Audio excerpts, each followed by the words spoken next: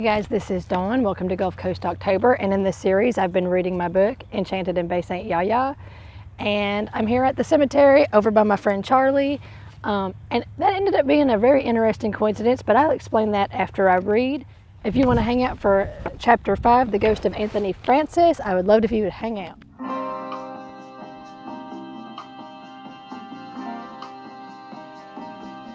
Chapter 5, The Ghost of Anthony Francis. Bert and I were the only two from the crew that morning at the diner just yet. That was always just fine with me. The decaf was made, the leaded was too. June was somewhere else and we could hear her tinkering around out back somewhere. Maybe third shift couldn't be bothered with taking out the trash. And by the sound of it, no one had hosed down the back steps. A few moments ago I heard June give a little yelp, but I'd never heard the thud of a body hitting pavement or rolling down some steps, so I just let her be. Next, I heard water spraying across the hard surface. I guess that was her job this morning as well. "What's on your mind, kid?" Bert asked. "What's been going on in your life since I saw you last?" That was almost a week ago, but I love my friends and I see them often. A few days apart can feel like a lifetime. "I was hanging out with Claire." "Yeah? I almost called a search party. What did y'all do last week?" he asked. I didn't really feel like talking about it just yet. Bird read me well and respected that. "Goofed off, mostly," I replied. "I got home early the past few days, but I've had a lot on my mind. I need a job. I want my own place, trying to remember to do the next right thing and to just let it flow. So I just kept going back to bed, but the dogs don't hate me anymore, so that's good." Bird laughed his deep, chuckling laugh. Moments later, June came clicking into the area behind the counter. She often wore a wraparound waist apron designed with pale blue and lavender flowers. The colors completely clashed with her orange and yellow ochre-colored uniform. She was frustrated and wrung her hands with the apron, smoothed it out, and then repeated the ritual. She had been mumbling to herself while she came in through the back door about the downhill process of becoming distracted. She said something to the effect of, "I was supposed to just make the coffee and set up the register. Am I Superwoman? No, I'm not. I'm old." Her voice trailed off. She squatted down, disappeared, and made a bit of a ruckus. She popped back up and continued. "I need a list to think straight anymore. I took out the trash. I sprayed the grease off the steps. I picked up the beer cans in the parking lot. Swept the front." She had no clue we were sitting right in front of her. Obviously, she needed to vent her betrayal, so we kept her mouth shut. She continued. "I need to write a list. Maybe an old chalkboard with a pretty old wooden frame. I bet Tiki has one. Oh, what was I doing?" She stared off toward the window in defeat, but her eyes still twinkled. "Good morning, Miss June," Bird said softly. "Oh my gosh, I didn't even know y'all were here, honey." She looked at me and then nodded to the coffee station. "Get you some, would you? I feel like a chicken with my head cut off this morning. The cups on the tray are clean." "Well, you seem like you got everything under control just fine," Bird laughed. "God has a funny way of getting my attention." So I said, "Maybe distraction is just in the air this week. Some planet must be in retrograde or something." The heavy metal bell on the front glass door chimed. In walked Mary, whipping off her large gardening hat and smacking it down on the bar, still heading straight to the hall for the ladies' room. Her loud mouth pierced the morning's ambiance. "Something's in retrograde all right, but it ain't no planet," she nodded at Bird. "Is the sky falling too? Retrograde bullpucky." She talked louder once her back was to us, but thankfully her voice still trailed off as she ascended further down the hallway. "Maybe the sky will fall, but hopefully not today." I piped in. "I like the idea of an old rustic chalkboard. It's big, it's clear. You should put it right there," I said as I pointed to a huge blank section of the fake wooden panel wall. "You pass by it to get anywhere in the diner. It would be easy to check things off." "Great advice," Bird chimed in. "You should take it, and maybe you can quit writing shit all over your arms." He laughed and he winked at June. The frustrated woman's face softened with relief to get the attention off of herself. "Well, girl, that's why you write all over yourself?" June asked. Bird nodded his head and rolled his eyes and suggested that we both needed to get a pen and some paper. "Yeah, you might have to beat me to Teeks this afternoon," I replied. Teeks is the biggest antique store in town. The owner's nickname is Angelica, but she's been called Tiki ever since she was little. Her mama came up with the shop's name when Tiki was young, so clearly the shop was her destiny. Mary was already done and sliding into the far seat of the booth behind me. June moved Mary's huge hat from the bar to the other seat of her booth. "That was fast," I said. "She is the fastest pea in the South," Bird said. "And the loudest." He continued, "Jesus, I sound like I'm talking about gunslingers." Mary actually laughed at that one. She had sat in the center of the booth's bench that faced us. She flung her arms behind her, hands stretched out horizontal, and plopped her saggy triceps on either side of the back of her seat. What are we talking about this morning? We all giggled and mumbled, distraction. Oh, and is that supposed to be directed at who? Me? I just walked in the damn door. My God, Bird snapped. Nothing to do with you. You weren't even here. He crossed his arms, turned pink, and leaned back. Okay, so you aren't talking about me, Mary whispered. Yes, we are, Bird whispered back. No, we are not, June corrected. Her Cajun southern accent danced with the sound of the air conditioner kicking on out back, and I got lost in the beauty of it. I was rudely snapped out of it when Mary locked eyes with me. Before she could come up with some bullshit to accuse me of thinking, I shrugged and said, You did just walk in here talking this morning while we were in the middle of something, but by all means, the stage is yours. June gave an Elvis lip and nodded up and down in sympathetic agreement. Surely I did not, Mary responded. We even had to talk over the echo of your straight shot back there, Bird said. What? Mary asked. You pee loud, I said, smiling. And fast, June laughed. Did you grow up with a revolving door to the ladies' room at your house? Oh, that, Mary replied. I don't like being in there too long. The trick to it is, I don't wash my hands. She took a quick sip of coffee and held up both hands, showing us her stained palms, then flipped them to show us the backs, then the fronts again. I noticed dirt caked into a diamond ring. I don't believe it in anyway. That's why I never get sick. She sucked out a top tooth and winked at Bird. He made a grumpy face and looked like he was going to be sick. Mary really has an effect on that man. Mary kept talking. Well, anyway, I will indeed chime in on the topic of distraction. Her voice had softened and she slightly shook her head no when she announced it. The way I recognize it is something like this. Say something happens. It can be good or it can be bad. It just happens. Then you might be tempted to swing too far in one direction or too far in the other. Emotionally, I mean. That is all right for a minute. We're human, but we can't stay in the crazy. Sometimes I choke on the slot for too long, like on one side. I give up and I tell myself that I'm stuck. I'm actually refusing to be centered again. My interest perked. I had an image in my mind of a huge metal scale like the scales of justice. It was full of mud from a tropical storm, but only on one side. It meant that swinging psychologically to one side would only unfavorably tip the scale. The next image in my mind assumed that it would be better to pile the mud up in the center. Could that be what centered means? No, that's not right.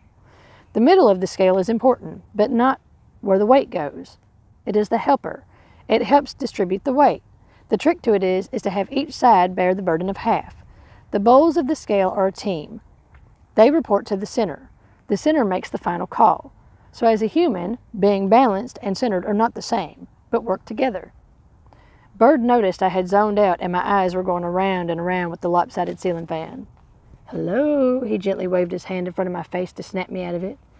June came over, served Mary a coffee, and refilled Bird's and mine. Mary honed in intensely at her face, then looked behind her with a bit of a raised eyebrow.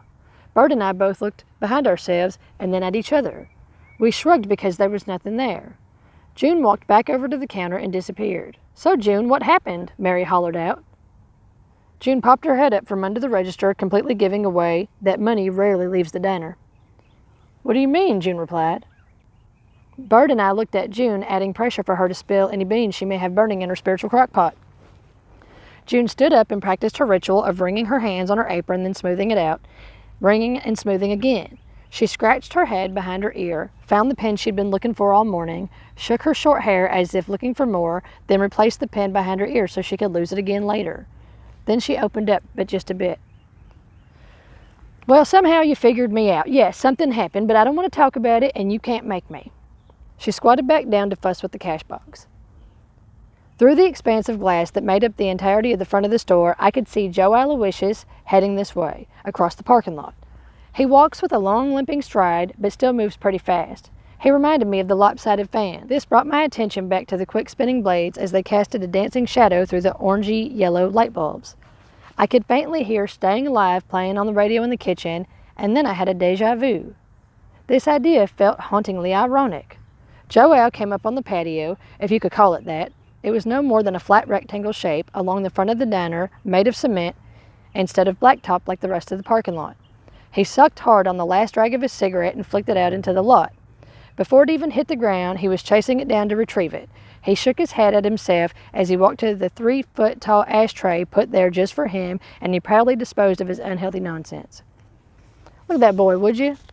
Why's he even got to come in here this morning, June said, shaking her head and watching him. It'd be easier if he just ate them damn things. She shook a dish towel in his direction and then she disappeared into the kitchen. The bell tolled as he walked in. The song mingled with the distress in his lungs. His poor hack is from smoking, but the cold air of the diner has little mercy when transitioning from outside. Howdy, gang, he said, looking a little confused. Where's Junebug at? He usually sits across from Mary, but he didn't sit down today. We could all hear June in the back yelling at the stray cats to get away from the garbage cans. Joe Aloysius looked nervous. She's in the kitchen, I said. He shook his head, waved his hand, and said, Second thought, I'll catch her later. Anybody spare a 5 spot? I'll pay you back tomorrow. What's today? Wednesday? So Friday. Today is Friday, Mary said as she rolled her eyes. She pulled a small wad of cash out of the front pocket of her overalls and handed him a handful of ones. Thanks, doll, I'll pay you back. Don't bother, she said. She could tell something was on his mind, and he needed a pack of cigarettes more than he wanted them. His face tried to stay stoic, and he winked at her in relief. But knowing Mary, he'll owe her a fat slice of German cake before the next week is over. Joe Al turned on his heel, and he went out the door. We all got quiet. A few moments later went by. I got up and refilled my coffee. While I was up, Bird looked at me and looked at the spot next to him for me to sit back down. So I did. Then he folded his arms as he leaned back and stared hard at Mary. So I folded my arms, I leaned back, and I stared hard at Mary too. See, here's the thing. Mary's a psychic. Well, they say she is. She says she reads energy. Sometimes she sees actual ghosts standing next to people, and she can get an idea of what is going on by their gestures and facial expressions. She learned a long time ago to keep a straight face when it happens, otherwise everybody wants to know what she saw. Sometimes she pretends that she can just tell that something is bothering someone. But this was too good to pass up.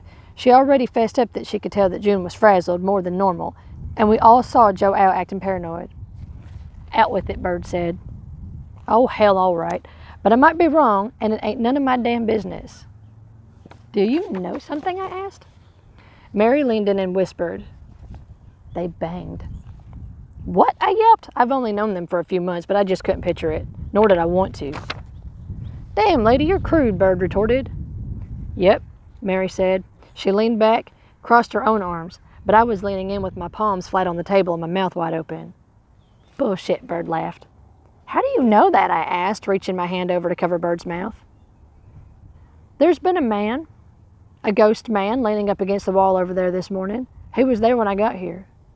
Yeah, we both asked. Well, he hasn't looked in our direction at all, but until Joe Al came in, he had his eyeballs on June the whole time. He kept smirking and shaking his head like something was funny. Yeah, we both asked. And then, when we were talking to Joe Al and we could all tell he was nervous, that ghost did the most unexpected thing. He started making sexy faces, biting his bottom lip, and he was aggressively humping the air like something a 12-year-old boy would do, showing off in front of his stupid friends. Mary did a very watered-down imitation of the charade as she explained all of this. Bird laughed. I just stared at her with my mouth wide open. Then I got nervous and wondered if he was still standing behind me, twerking his ghost hips back and forth. So I shut my mouth, and I looked over my shoulder. He's gone, Mary said. He followed Joe Al out like he'd been waiting for him the whole time. A poltergeist? What did he look like? I asked. He wasn't no poltergeist. Actually, he looked a lot like Joe Al, but younger. Maybe early 20s, she said. His twin brother, Bird asked. Joe Aloysius has a twin, I asked. Had, Bird replied. He died when they were kids. His name was Anthony Francis. What's with these names, I thought. Bird continued. They were at some train trestle bridge over in Slidell. They jumped it before, probably 100 times. But this was the first jump of the year, and there was debris from Hurricane Camille, I think. It might have been Hurricane Hilda, Mary chimed in. Anyway, Bird continued, they knew they wasn't supposed to be out there. Their daddy and grandpa both warned them that the river was all junk and debris from the hurricanes that season, and the place just wasn't safe. It was just so sad, and it didn't have to happen. Bird looked down at his lap, and he sighed. What, damn it? What happened? I snapped. That little boy was impaled by part of an old outrigger from a shrimping boat. It went straight through his eye and up the back of his skull. The worst part is, that isn't even what killed him. No? I asked, with my eyes wide as saucers. I looked at Mary. Her arms were still folded, and she was shaking her head in the horror of it. No, Bird continued. It wasn't. He drowned. No one could get to him fast enough. When Joe Aloysius got to the water's edge, he could see his brother under the water with his head skewered straight through. His arms was jerking and his legs was kicking, and he was just helpless. Joe Owl ran screaming for the closest neighbor. He ran and ran until he was lost and passed out in the swamp from trauma. He's lucky he didn't get eaten up by critters. He spent the whole night out there in the middle of summer and everything. They was only 10 years old when it happened. Just then, I could hear June's pumps clicking on the floor in our direction. It really wasn't any of our business, so we minded our pints and quarts, so to speak. "All righty, y'all just keeping them seats warm? Y'all gonna order some cake or something?" June asked, scratching the back of her head with her pen. "I'll have some of that cobbler from yesterday," Mary said. "Well, hell, Mary, I got some, but I can't charge you for it. It was out on the counter all night long." "Ring me up, June," Mary said. We loitered a lot, but we always made sure that there was some money that went into the register and some went into the tip jar. This was basically an unspoken group conscience. It flowed. If one of us didn't eat, we'd throw something in the jar, or maybe we'd even leave it on the table. "I need a tall OJ for the road, June, please, ma'am," Bird requested. Between the three of us that morning, the tab was probably around $11, but 20 was left on the table in random 5s and 1s, and I personally put 3 in the jar. Bird bid us all a fair adieu, hopped in his slate gray matte finish pickup truck, and headed off to Mass. Mary walked out with me, making small talk, then asked if she could talk to me about something. "Sure," I said. She had had something on her mind for a little bit, but she didn't feel too worried about it until recently. "Something weird's going on." "I'll say the hole is haunted. That's crazy." "The hole is not haunted." "It isn't about that. I need you to listen. Something strange is going on. I can feel it." She stood straight, shoulders back, and almost pointed her chin into the sun. Her eyes were squinty, and she looked at me out of the side of them. "Can you sense it too, dearie?" "I don't think I sense anything." I stood still and looked around, only with my eyes. "Like what?" I asked. "I need you to pay attention. You know how Joe Owl was this morning, right?" "Yeah." "Could you tell that June was upset at all?" "Well, I mean, yeah, she was talking to herself so much. Bird and I sat there for probably 20 minutes before she even noticed us, and that wasn't even until Bird said something." "Okay, but without all of that chattering going on, forget about that. Did you feel anything was off when she was in your presence? Close your eyes if you need to think a moment about it." I trusted her. I was completely intrigued by the entire morning, and psychics had always fascinated me. I closed my eyes, and after a few seconds, I put my chin up a little bit into the direction of the sun, like how Mary did. Mary was very patient. When I started to open my eyes, she gestured as if I wasn't done yet, so I closed them again. At first, the only thing that I could concentrate on was sounds. I could hear the air conditioner of the diner. I could hear the cars going down the highway. I could hear the crows having a morning squawk somewhere down the road. And I could hear Mary listening to me. "Mm-hmm," she said. I personally didn't think anything of it, but then something strange occurred to me, so I opened my eyes. "Oh my God," I started. But Mary shushed me to close my eyes again. "Okay, dearie, keep them closed. Tell me what stuck out to you. Don't open your eyes." "Okay. Earlier, I kept zoning out a bit, and then there was a song in the kitchen. It was like the only thing I could hear besides the fan. I think that you and Bird were talking the whole time, but I didn't hear any of it. The strange part about it was that it felt profound, like deeply important, like I needed to be aware of that particular moment. It felt like I recognized everything that was going on." "That's what I thought," Mary said. "Has anyone ever told you that you're perceptive?" she asked. "Well, maybe. People say all kinds of things about me," I replied. "What about intuition? Has anyone ever talked to you about that?" It was strange because Bird and I had just had that whole conversation earlier that week, and I laughed because my past was such a mess, and I couldn't imagine anyone with any decent insight on anything would ever have gotten themselves into any nonsense like I was in.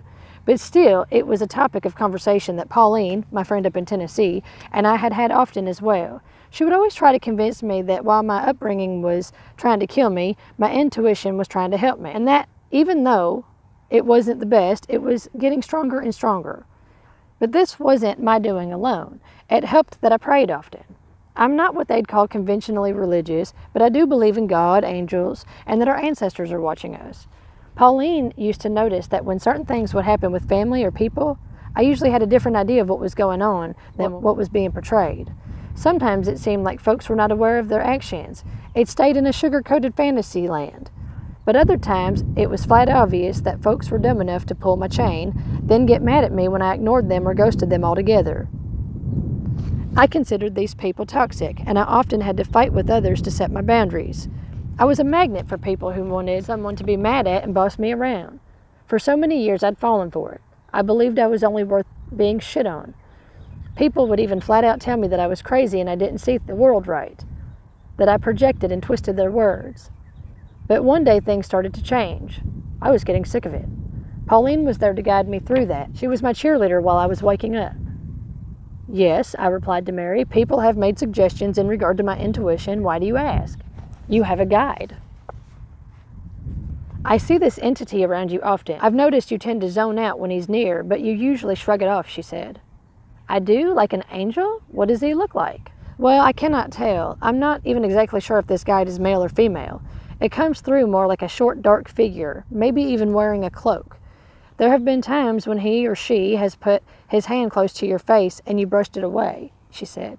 I didn't know what to say. I couldn't recall any urges to push away any feelings of a hand on my shoulder or anywhere else for that matter. I needed to head home and feed Frank's dogs, and Mary needed to put her pie in the fridge, so on that note we parted. I thought the whole thing was weird. I knew she was one of those people that knew things, but this was the first I'd heard anything about her seeing ghosts or angels or anything paranormal. Other than that, it all slipped out of my mind as I had a few other things to do and I wasn't even sure if I would make it to Mass on time. I did, however, make it on time, and the day went on like any other normal day. My brother wasn't going to get home until late again, so for a while I was home alone. It was already feeling dusky around 5:30, which is not normal in the middle of July. I noticed a huge dark cloud coming in, but it was coming from the north. That was not normal either. We had been having clear skies every day since I'd gotten to the bay on May 20th earlier that year, so the cloud was a surprise. I prayed my brother would get home safe. I laid down on the bed and I was asleep almost instantly. I didn't dream of the alligator Mary, not exactly. I dreamed of a little ghost, solid black with a reaper cloak, running down a pier. A big, fat, nasty gator came crawling out of the big, open doors of a church. He seemed obese and his fat feet smacked loud when they hit the pavement. It wasn't until I awoke in the morning that I realized that the alligator may have been a girl. The end of that chapter anyway. So thank you guys for hanging out. So the interesting thing is, in my neck of the woods today is Mother's Day. It was a coincidence that I just wanted to come outside to the cemetery today. Because 1 year ago today, I was over at that part of the cemetery laying 3 tombstones down for a family that had been murdered 12 years before and didn't have tombstones. The reason I did that is because I used to come out here and I would see these kind of like a staticky ghost is the best way I can explain it. This is real time. This is Dawn, the author, talking about this thing that happened to me. So I would get closer and closer and she would disappear, but she would talk to me. And she was telling me that she wasn't telling me she was murdered, but she was saying it was her fault, her fault, her fault. Long story short, she was, on drugs and alcohol and stuff. And she got involved with this guy down the street and he ended up murdering her. He murdered her son and he murdered her mom, and the daughter escaped. Now she's 18 by now. But I just was uncomfortable that might be her too. Did you see that butterfly? Could be. But so I had these tombstones made and I had them put out over there for her. And last year on Mother's Day, I was not having a good Mother's Day. So I came out and laid them out before I even realized it was Mother's Day. And then Mother's Day became special last year. Well, the weird thing is that before that happened or around that time, I was here taking a class live through Zoom, as we had all started kind of doing, just kind of do Zoom classes wherever you want. And this really creepy guy who was going from there, the liquor store's right there, and he should have been going over to that neighborhood right there because that's where people go from the liquor store to that neighborhood. Maybe they could have went that way, but it's pretty common that they cut through from there to there. That's a road that goes to a big, huge neighborhood out there. It's not as easy to get to on foot. But this guy went out of his way to come all the way down that lane, then this lane, and he stood over me, and I did not feel safe. And I heard a staticky voice. That's sometimes how I hear spirits. It said, "Tell him you're waiting on Sam." And I was like, and because I'm used to Charlie coming through and I've had some weird paranormal experiences, I didn't worry about that it was like hallucinating or whatever. I just said, "Hey, just by the way, I'm waiting on Sam. You seen Sam?" And the guy panicked and he took off.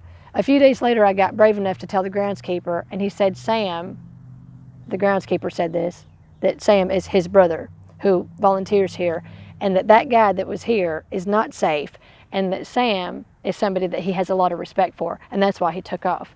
And then I realized it was her that told me, tell him you're waiting on Sam. So anyway, so I helped her, she helped me, and anyways, true story, happened right here in this very cemetery. So chapter was a bit of a ghost story. It's Mother's Day. We're at the cemetery hanging out by my friend Charlie. I've had a lot of experiences with him. But anyway, look, thank you for hanging out, and I hope I see you in the next chapter. Give this a like if you enjoyed it. I really appreciate it. Be blessed. Blessed be. Bye.